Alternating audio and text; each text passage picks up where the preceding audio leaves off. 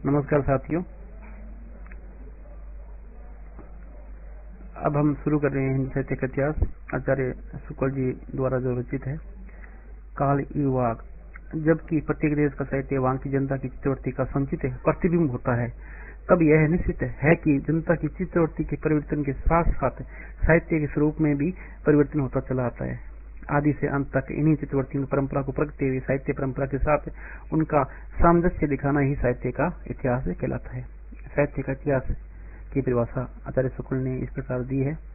जनता की चित्तवृत्ति बहुत कुछ राजनीतिक, सामाजिक, सांप्रदायिक तथा धार्मिक परिस्थिति के अनुसार होती है। अतः कारण स्वरूप इन प्रवृत्तियों का कंचित दिग्दर्शन भी साथ साथ आवश्यक है। इस दृष्टि से हिंदी साहित्य का विवेचन करने से यह बात ध्यान रखनी होगी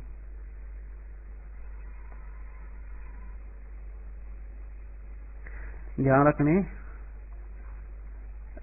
में रखनी होगी कि किसी विशेष समय में लोगों में रुचि विशेष का संचार और पोषण किधर से और किस प्रकार हुआ।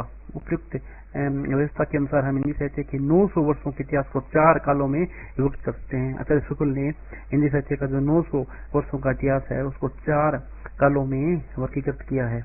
आदिकाल, आचार्य शुक्ल ने दोहरे नामकरण की जो पद्धति है वो अपनाई है। आदिकाल, 2 नंबर पूर्व मध्यकाल, उत्तर मध्यकाल और जो 4 नंबर है आधुनिक काल। जो आदिकाल को वीर गाथा काल उन्होंने कहा है और इसकी समय सीमा जो संवत में मानी है 1050 से लेकर 1375 तक। और पूर्व मध्यकाल भक्ति काल उसमें 1375 से 1700 ईस्वी तक। और रीतिकाल 1700 से 1900। और ये जो आधुनिक काल है जो 1900 से लेकर 1985 तक, ये संवत में समय दिया हुआ है और सन में निकालने से माइनस काउंट कर देंगे, वो सन में निकल जाएगा लगभग। यद्यपि इन कालों की रचनाओं की विशेष प्रवृत्ति के अनुसार ही इनका नामकरण किया गया है, पर यह न समझना चाहिए कि किसी काल में और प्रकार की रचनाएं होती ही नहीं थी। जैसे भक्ति काल या रीतिकाल को ले तो उसमें वीर के अनेक काव्य मिलेंगे जिनमें वीर राजाओं की प्रशंसा उसी ढंग की होगी जिस ढंग की वीर गाथाएं काल में हुआ करती थी। अतः प्रत्येक काल का वर्णन इस प्रणाली पर किया जाएगा कि पहले तो उक्त काल की विशेष प्रवृत्ति सूचक इन रचनाओं का वर्णन होगा जो उस काल के लक्षण के अंतर्गत होगी। फिर संक्षेप में इस उनके अतिरिक्त और प्रकार के ध्यान देने योग्य रचनाओं का उल्लेख होगा। आदिकाल, प्रकरण 1, सामान्य परिचय। यह आदिकाल का जो प्रकरण 1 है सामान्य परिचय है। प्राकृत की अंतिम अपभ्रंश अवस्था से ही हिंदी साहित्य का आविर्भाव माना जा सकता है। यानी हिंदी साहित्य का जो आविर्भाव है, जो शुरुआत है, वो प्राकृत की अंतिम अपभ्रंश जो अवस्था थी उससे मानते हैं। उसमें जैसे गाथा कहने से प्राकृत, यानी गाथा का मतलब प्राकृत का जो दोहा गाथा, वैसे ही दोहा या दोहा कहने से अपभ्रंश या प्रचलित काव्य भाषा का पद्य समझा जाता था। इसका समझ में आ गया होगा आपको कि दोहा या दोहा अपभ्रंश और गाथा प्राकृत।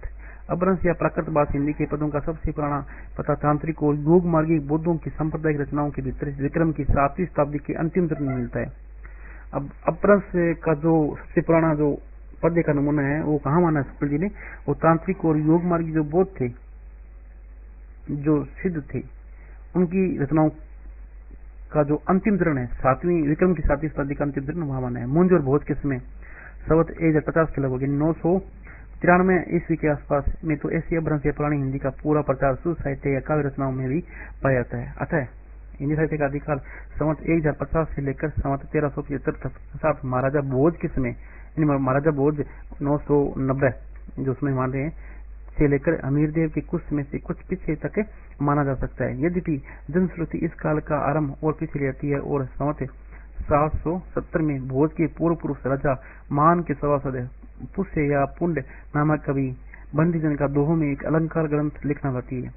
देखिए शिवराज सिंह, यानी शिवराज जो सिंह सिरोज है उसका संदर्भ दिया है शुक्ल जी ने। उसमें कहा कि एक अलंकार ग्रंथ मिलता है पुष्य नाम कवि का, उसमें दोहे मिलते हैं, पर इसका कहीं और को प्रमाण उपलब्ध नहीं है। लेकिन इसका प्रमाण कहीं उपलब्ध नहीं है। आदिकाल की दीर्घ परंपरा के बीच प्रथम 150 वर्ष के भीतर भीतर भीतर तो रचना की किसी विशेष प्रति का निश्चय नहीं होता। धर्म, नीति, श्रृंगार, वीर सब प्रकार की रचनाएं द्वारा मिलती है। यानी उसमें जो ये जो 150 वर्षों का जो समय था उसमें धर्म, धार्मिक, नीति संबंधी, श्रृंगार संबंधी, वीर रस से परिपूर्ण जो सब रचनाएं मिलती है इस अनिर्दिष्ट लोक प्रवृत्ति का। यानी आदिकाल की जो इस अनिर्दिष्ट लोक प्रवृत्ति के उपरांत जब से मुसलमानों का लेना प्रारंभ होता है तब से हिंदी साहित्य की प्रवृत्ति विशेष रूप में बनती पाते हैं। राजा, असित, कवि और चारण जिस प्रकार नीति, श्रृंगार आदि के कुटुंब हुए राजसभाओं में सोमाया करते थे, उसी प्रकार अपने आश्रितताओं राजाओं के पराक्रम, चरित्रों या गाथाओं का वर्णन भी किया करते थे। यही प्रबंध परंपरा रासों के नाम से पाई जाती है। इसे लक्ष्य करके इस काल को हमने वीर गाथा काल कहा है। दूसरी बात इस आदिकाल के संबंध में ध्यान देने की यह है कि इस काल की जो साहित्यिक सामग्री प्राप्त है उसमें कुछ तो असंदिग्ध है और कुछ असंदिग्ध है। असंदिग्ध सामग्री जो कुछ प्राप्त है उसकी भाषा अपभ्रंश अर्थात प्राकृत भाषा है। प्राकृत की रूढ़ियों से बहुत कुछ बद्ध यानी बंधी हुई हिंदी है। यानी जो असंदिग्ध सामग्री है, असंदिग्ध, वो अपभ्रंश है। और इस भ्रंश या प्राकृत हिंदी का अभिप्राय यह है कि यह उसमें की ठीक है, यह इस भ्रंश या प्राकृत हिंदी का अभिप्राय है कि उसमें की ठीक बोलचाल की भाषा नहीं है। जिसमें की इनकी रचनाएं मिलती है यह उस समय के कवियों की भाषा है। कवियों ने काव्य परंपरा के अनुसार साहित्य के